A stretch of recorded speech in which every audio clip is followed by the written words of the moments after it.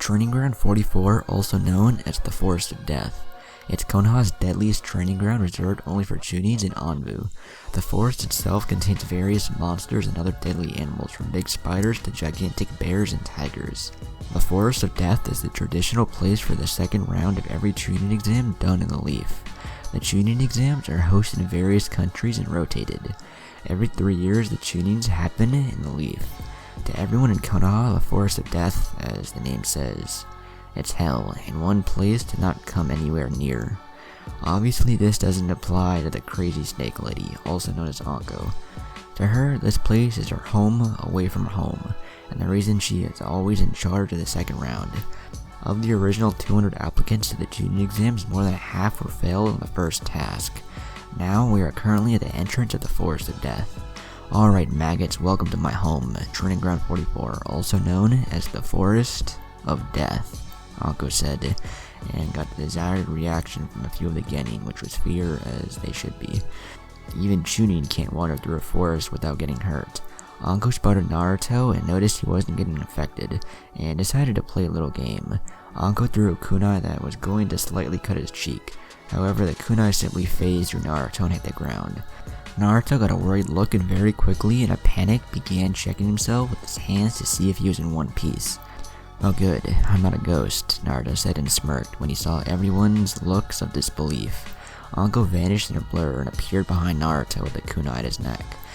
"You seem confident. It's kids like you get killed first," Anko said, pressing her body against his back and licking his cheek. Hinata's eyebrows twitched and was about to juke Anko away from Naruto when she saw him smirking. Naruto dissolved into a bunch of black crows that flew away and started circling Anko. The crows flew towards her and quickly turned into a shuriken heading towards Anko. "Genjutsu, huh?" Anko thought and flared her chakra, making the shuriken disappear. She looked around and found Naruto not far away, smiling at her. "Genjutsu, not bad, brat," she said. "And you don't seem scared of the forest," Anko said.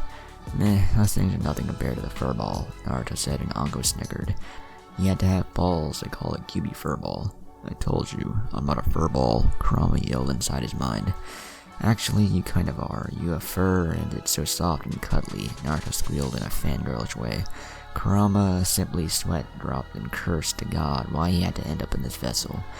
"Alright, brat, let me explain how this works. See these?" Anko said, and showed everyone 2 scrolls she had in her hands. "These are the Earth and Heaven scrolls. Each team gets one. In order to pass this exam, you must get the other and reach the tower which is located in the middle of the forest. You have 5 days, Anko explained. "What about food?" Choji asked, panicking over the fact that they would spend 5 days in a forest surrounded by monsters. "You can hunt if you didn't bring any supplies," Anko said.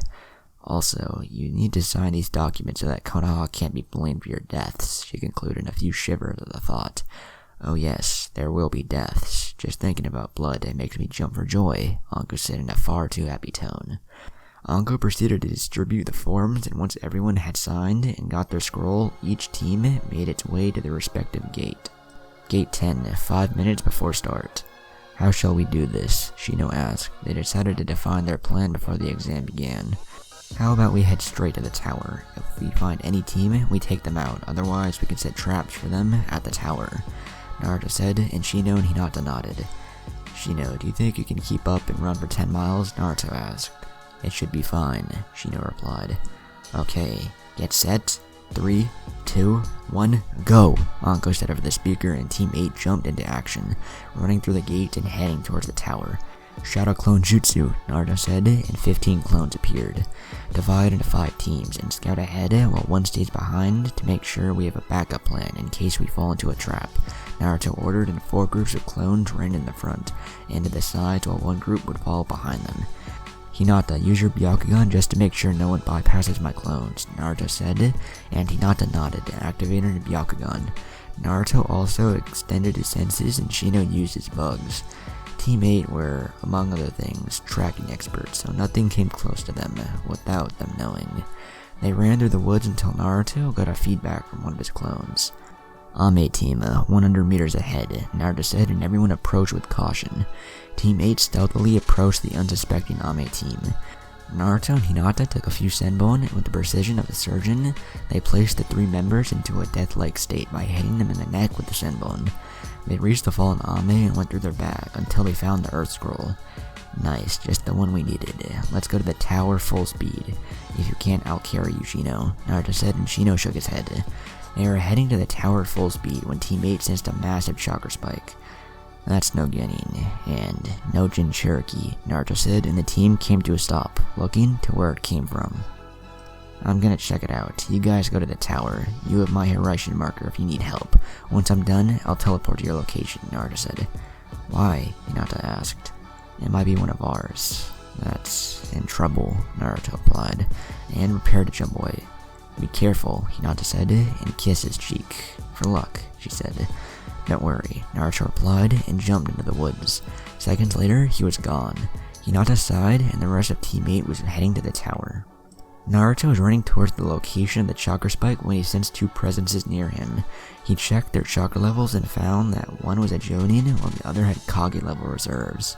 He recognized the Jonin chakra. It was Anko. However, the other was unknown. He never felt that chakra anywhere in the leaf, and there wasn't anyone in the village with that amount of chakra, except himself and the Hokage. Naruto approached them with extreme caution. He could hear them talk, and Anko seemed angry and scared. Anko scared was not a good thing. Ah, Anko, how have you been? The other voice asked in a mocking tone. What are you doing here? Orochimaru, Anko asked, spitting his name. Orochimaru? Shit, Naruto thought as he continued to observe and jump in if necessary. I was just dropping off a gift to a promising Genin, Orochimaru cryptically said. You didn't, Anko rhetorically asked. Why so mad, Anko? Didn't you like my gift? Orochimaru asked. Anko had enough of this. She drew kunai and rushed him. Orochimaru placed his hand in the tiger seal and activated his curse mark, making her fall onto the ground, screaming in pain. You forget your place, Orochimaru told her. Hidden snake hands, Orochimaru said, and extended his arm towards Anko, sending a couple of snakes to bite her. Fire-style Phoenix Fire Jutsu, Naruto said, and sent multiple small fireballs towards the snakes and destroyed them. Naruto jumped in between Orochimaru and Anko. He approached her and noticed she was clutching her neck. Naruto saw that in her neck was a strange mark that seemed to glow. Curse mark, Naruto thought. My, a little Genin came to her rescue. How cute, Orochimaru said in a mocking tone. Any ideas, Fox? Naruto asked. That snake must be here for some reason. Any real fight here would attract too much attention. Flare my chakra and try to hold him off, Kramen suggested, and Naruto flared the Kyuubi's chakra high enough to draw attention to any Anbu patrol in the area. Kyuubi brat, Orochimaru thought. My, if it isn't the Kyuubi brat, I guess I can play for a while, Orochimaru said. Orochimaru, what are you doing here? Naruto asked, trying to buy some time. Snakes tend to be slippery. So you know me, I'm honored, Orochimaru said, chuckling. I'm here to leave a small gift to the Uchiha, he said. Gift? You call a damn curse seal a gift? Naruto asked, getting mad. Stay focused, kid. He isn't someone who you can play around with, Kurama said. Of course it's a gift. When he destroys the sound team I sent to kill him, he'll realize the power that comes from it. Orochimaru said. Sasuke. You bastard, you already did this to Anko, and now Sasuke? Naruto said and rushed towards Orochimaru and engaged in taijutsu. A little hot-headed, aren't you? Orochimaru asked. Naruto smirked and said Katsu, and his clone exploded, sending Orochimaru crashing to a tree. Now that was surprising, Orochimaru said as he watched Naruto leave the bush he was hiding. What do you want Sasuke for? Naruto asked. I simply want his eyes, Orochimaru said. The Sharingan. Then it would be wise to hide mine. I don't want a pedophile after me, Naruto thought, and once again rushed him for a taijutsu battle. Orochimaru simply dodged every single attack Naruto did by bending his body to unnatural angles. Is this it? Orochimaru asked in a taunting tone. It's time for the big guns, Naruto thought, and took a whole different stance. He activated his EMS and hit it. His face was completely emotionless, with his cold blue eyes staring into Orochimaru. Fire style, Fire Dragon Bullet Jutsu, Naruto said and sent fire bullets to Orochimaru, who simply dodged them all. Naruto decided to use a wide-range attack. He made a shadow clone, and both said, "Fire style, Dragon Fire Jutsu, Wind style, Great Breakthrough." The result was a big wide area of effect stream of fire that rushed Orochimaru and torched the surrounding area. Anko just watched in wonder. There were some Jonin that couldn't even do these without passing out from chakra exhaustion. The fire died down, and Naruto watched Orochimaru as he simply crumbled away until he poofed in smoke, revealing it to be a Kawarimi. Naruto searched around and sensed Orochimaru just in time to jump away from a hand that shot out of the ground trying to catch him. Orochimaru resurfaced and Naruto appeared behind him as well. "Raikiri," Naruto yelled as he rose from the ground and went to stab Orochimaru through the chest. Orochimaru didn't expect such a dangerous technique from beginning and quickly got out of the way. However, he wasn't fast enough and the Raikiri managed to chop his right arm off. "This brat is dangerous. If I hadn't dodged, he could have killed me," Orochimaru thought as he observed Naruto, who wasn't even showing any signs of stopping. My, you really are something. It's a shame you can't be my next vessel," Orochimaru said as he opened his mouth to inhuman proportions and spit out another Orochimaru, leaving the skin of the old behind. "What the fuck are you?" Naruto asked, getting a little disgusted as Orochimaru just spit himself out from the inside. "It's been fun, but I must go now. See you round," Orochimaru said and sank into the ground. He decided to leave as he sensed two groups of Anbu coming. Naruto turned to Anko with an amazed look on her. "You okay, Anko?" he asked. "Holy shit, brat, that was amazing," Anko yelled, but quickly recoiled in pain, just as the Anbu dropped by, accompanied by the third Hokage. "Naruto, what happened?" Hokage asked. He was wearing his full battle gear that primarily consisted of a full tight black bodysuit with metal shields in his arms and legs. "Orochimaru is here, and I think he activated Anko's curse mark," Naruto said, and the Hokage's eyes widened. "What is he doing here?" the Hokage asked himself, but loud enough for Naruto to hear. "He's after the Sharingan of Sasuke. I believe he gave him the curse mark as well," Naruto explained, and the old man sighed. His prodigy of a student turned out to be his greatest mistake. "Take Anko to the hospital," the Hokage said, and the Anbu vanished. "Naruto, do you have the scrolls?" he asked, and Naruto nodded. "But I'll go after Sasuke. Orochimaru sent a sound team to kill him," Naruto said. "Alright, be careful. I already risked a good lot by interfering in the exams," the Hokage said, and left the forest. Naruto made shadow clones and spread them through the forest as wide as he could so he could find Sasuke as quickly as possible. Naruto ran through the forest as quickly as he could, covering the area he could. 1 hour later, he finally sensed Sakura's chakra signature. He could sense Sasuke's, but he felt it was slightly different and weaker. He arrived where Sakura was and noticed it was mayhem going on. Sakura was on the ground with her hair cut in half and multiple kunai wounds. Lee was also there, but he was bleeding from his ears and had a few bruises. Team 10 seemed to be trying to hold off the sound team, but to no avail.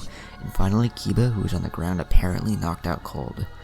"Pathetic. All of you," Dosu said, smirking as he picked up a kunai and made his way towards Sasuke to kill him. And no one could stop him. Naruto shin-swinged in front of him and quickly delivered a good kick to him that sent him into the ground. Everyone was happy to see that someone had arrived to help, even if it was Naruto. "Another one. These guys just keep coming," Saku said, getting pissed off. "Every time they tried to kill the Uchiha, someone got in the way."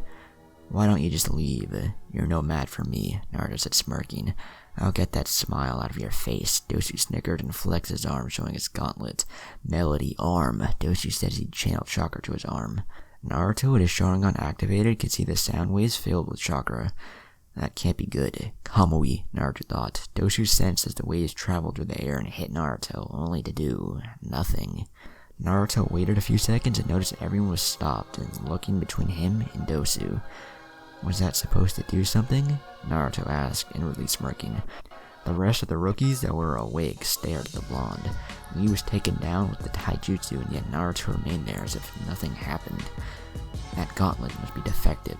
I'll deal with this," Saku said, and stepped forward, intending to end this battle in one attack. "Sankuwa, decapitating airwaves," Saku said, and channeling chakra through his arms, he sent a gust of wind towards Naruto.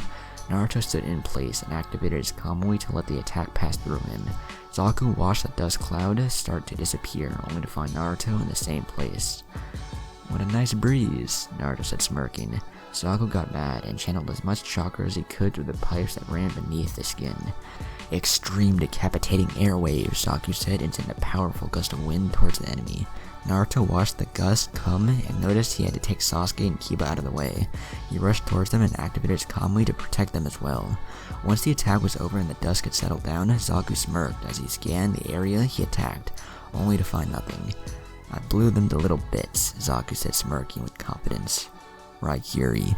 Sasuke just turned in time to see a hand covered in lightning pierce through his chest and heart. Sasuke gave a silent scream that didn't leave his mouth as he fell to the ground, dead. Dosunkin's eyes widened at seeing his teammate fall to the ground dead. The blonde kid was playing with them the whole time. The blonde kid had killed Sasuke with one attack and they didn't even see him move. If you give us the scroll, you can leave peacefully, Naruto said in an emotionless tone. The rookies just watched as Naruto effortlessly killed the shinobi they were having trouble with. Sakura was trembling with fear from both the sound team and the arrival of Naruto. He had just killed someone in cold blood. He pierced through someone's chest with his own hand. Dosu was trembling as he picked the scroll and left it in the ground and quickly left running along with his last teammate, Kin. How nice of you to join us, Neji, Naruto said as he sensed the teammates of Lee arrive at the scene. What happened here? What did you do to Lee? Neji asked, activating his Byakugan and getting ready to attack until it got answers. Suddenly a blast of chakra was felt by everyone in the area. They all turned to see Sasuke slowly rising up with some sort of purple chakra swirling around him. His body was covered in some sort of black tattoo. Yes, with this power, I'll kill him, Sasuke said to no one. He could feel the power coursing through his body, a gift from Orochimaru. Sasuke looked around for someone to test his new power on, and quickly locked eyes with Naruto, who was standing near a dead body. Naruto, fight me. I want to test my new powers, Sasuke commanded, and quickly rushed Naruto and engaged in a taijutsu battle. Sasuke, stop this, Sakura said, crying on the ground. This was all too much for her. She had to defend Sasuke and Kiba and got crushed. She watched as someone bit Sasuke in the neck and gave him some strange marking, and she was watching Sasuke apparently out of control. I don't have time for this. I can't allow him to use this curse mark any longer, Naruto thought. Naruto quickly outmaneuvered Sasuke and got behind him, trapping him with his arms. Neji, do you mind? Naruto rhetorically asked. Neji smirked and got down from the tree. He arrived near the Uchiha, activated his Byakugan, and quickly knocked him out by closing a few key tenketsus. Naruto sighed. Now that everything is more calm, let's leave this place. Everyone has their scrolls? Naruto asked, and everyone nodded. Okay, touch a part of me and let's leave, Naruto said, and they just stared at him. He wanted them to touch him? What do you mean by touch you? Neji asked, narrowing his eyes. Just place a hand on my shoulder or something like that. Neji pick up Lee, Sakura pick up Sasuke and Kiba, Naruto said, and everyone got ready around Naruto. They all vanished in what seemed to be an instant. They all dropped down near the tower where Hinata and Shino were excited, waiting for Naruto. Geez, teleporting so many with me really takes a good chunk of chakra, Naruto thought as he regained his breath. Naruto, Hinata said as he rushed to check him. What happened? She asked. Team 7 got ambushed by Orochimaru, he replied, and she gasped. Naruto, how did you bring us to the tower so fast? Tenten asked curiously. Naruto started sweating. He didn't think about it much, and it would be a mess if they found out already. It's a space-time technique like the summoning jutsu. I can teleport to Hinata, Naruto explained, hoping they would believe him and not ask too many questions. She nodded and everyone entered the tower, only to find an empty room. I think we should open the scrolls, Hinata said, and Naruto opened the scrolls. He opened them and saw it was a summoning scroll. Quick, toss them on the ground, Naruto yelled as the scroll started to leak out smoke. Both scrolls disappeared in the middle of the smoke. When it cleared, there was a person standing in the middle of the room. Congratulations on passing the second round, she said. A teammate looked up to see Kurenai standing in front of them. Sensei? Everyone said at the same time. Come on, let's get inside. You and the rest of Leaf's teams were the second to arrive. Only the Sand team is already here. You have 4 days to rest and get your strength back up, Kurenai said, and led her team into their respective rooms, where they would be staying.